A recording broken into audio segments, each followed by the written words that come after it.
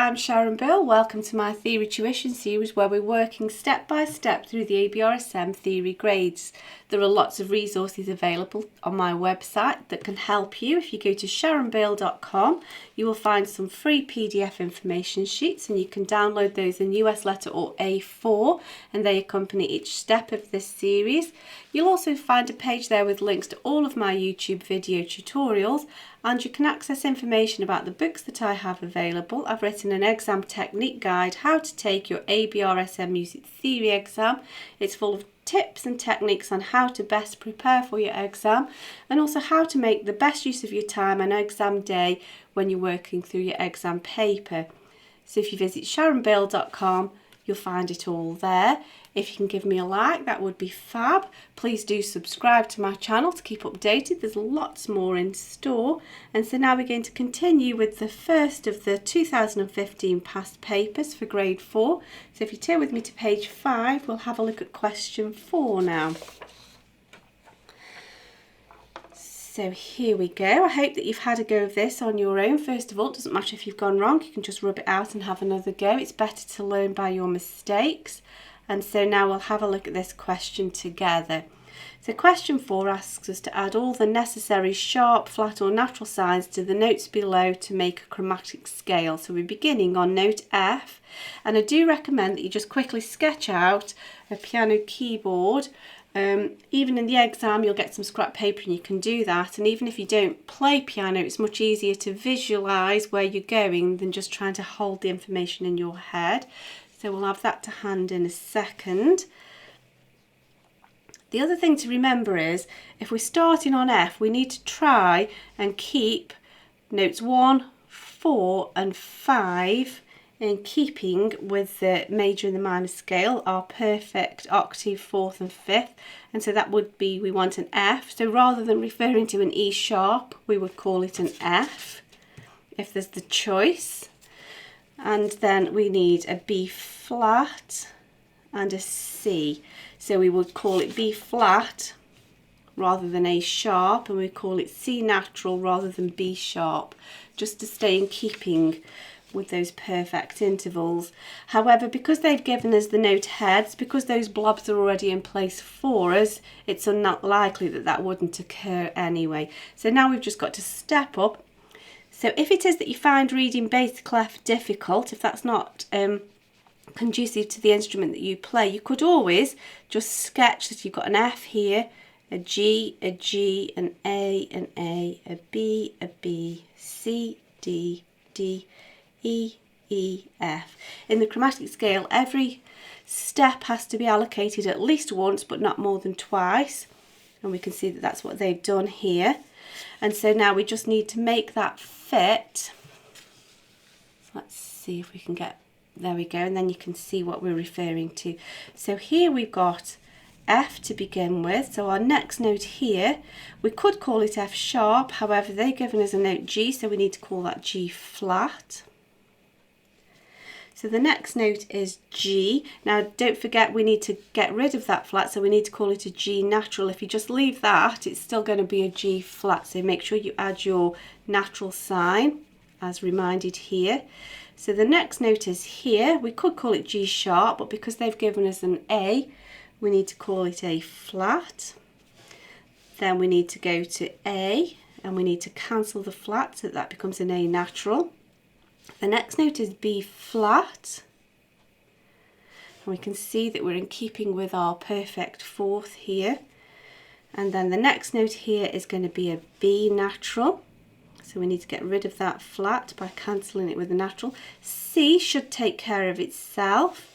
Now we could call this next note C sharp, however because they've given us a D, we need to refer to this as D flat. So the next note here will be D, so we need the natural, D natural. Now the next note up, we could call it D sharp, they've given us an E, and so E flat is what we required to write. Then we need to get rid of that flat sign, so we need an E natural, and then that should take us nicely to F, and so that's that job done. There we go. So let's move on to the next question. we're asked to write 1 octave descending, so we're coming downwards of the scale of C sharp melodic minor. It says do not use a key signature, but put in all the necessary sharp or flat signs. So we're in the melodic minor form. It says use semibreve, so we don't have to worry about stems. Semibreves are whole notes, and we're beginning on the tonic, which of course is C sharp. Now, although it tells us not to use a key signature, we need to bear in mind what that key signature is. And if you've sketched all of your related keys before you start, then all of that thinking is done. And we know that C sharp minor is related to E major, so we need a key signature of F, C, G and D sharps, or we need to bear that in mind as accidentals. If it is that you're not comfortable just quickly writing that out, I suggest you just look at the video that I've done explaining how to work out the circle of fifths, and you'll find the link to that in the description below. So now we just need to get our blobs in place. So we'll start with a C that's relatively high. We're in the treble clef, so that we can come down without needing too many ledger lines. So line, space, line, space, line, space. So 1, 2, 3, 4, 5, 6, 7, 8, there's our octave. So we need a key signature putting in place. So F sharps, C sharps will occur twice because we're beginning and ending on C sharp. It looks like we're writing too many, but that occurs twice. G sharps and D sharps. And then the melodic minor, although ascending we have to raise the 6th and the 7th, and the descending version it's the key signature only, and so that's our job done. So that's that question completed. So if you turn the page now, we'll have a look at question 5. So question 5 asks us to transpose this melody down an octave, and then we need to swap from treble to bass. So first of all, we need to bear in mind where we are in relation to middle C. So here, if we drop down an octave, we are still going to be above middle C. So we need to now be on this E, the first E above middle C, rather than the second, because we're dropping down our octave. But of course we need to place that into the bass clef. So here's our middle C. So we need to be the D, E above that, C, D, E, so we need 2 ledger lines. And so we know that we're in the correct octave now that we've dropped an octave, and so we can work everything out in relation to that now. So I'm just going to get the note heads in place. So down a step takes us to D. Down a step should take us to middle C, because there's our octave. And that does so, that's correct. Up a step, next door note.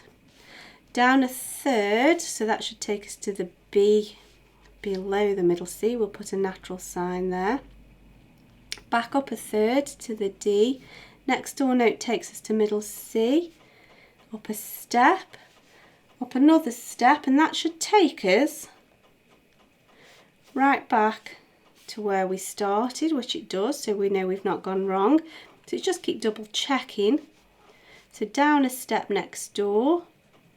Down a step next door takes us to C, so it should take us to middle C, which it does so that's correct. Now we've got a bit further to count. We've got to count 1, 2, 3, 4. 1, 2, 3, 4 takes us to the G. Below middle C now, we've dropped our octave.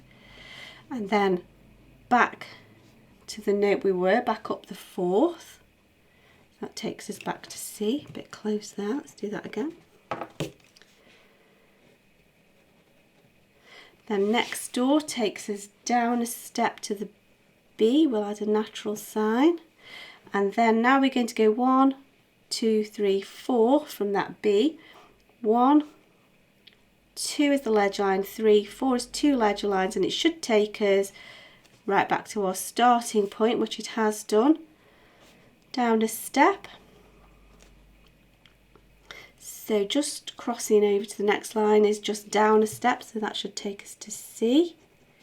Down a step, back up a step, so we should be on middle C. 1, 3, 4, 1, 3, 4 should take us to the G. Down a step, Now we're going 1, 3, 4, 1, 3, 4, and then down a third, and there we go. So that's all the thinking done. Now we've just got to get the stems in, and because we're going to be high up in the bass clef, we're always above the middle line, all these stems are going to come down. So that's easily done. By all means use a ruler, keep it neat and tidy. Just trying to be quick for you here.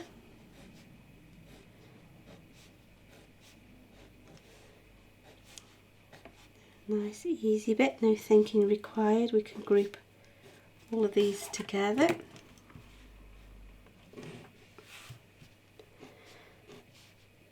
Nearly there. There we go, and that's the end of that question. We'll look at the next question in the next video. I do hope that this is helpful to you. I hope that you're enjoying it. I'm certainly enjoying working through it with you. If you can give me a like, that would be super. That would be encouraging to me. Thank you. And please do subscribe to my channel to keep updated. Please do also visit sharonbill.com and make use of all of the resource and information that's available to help you there. Thanks for watching, and I'll see you next time. Bye.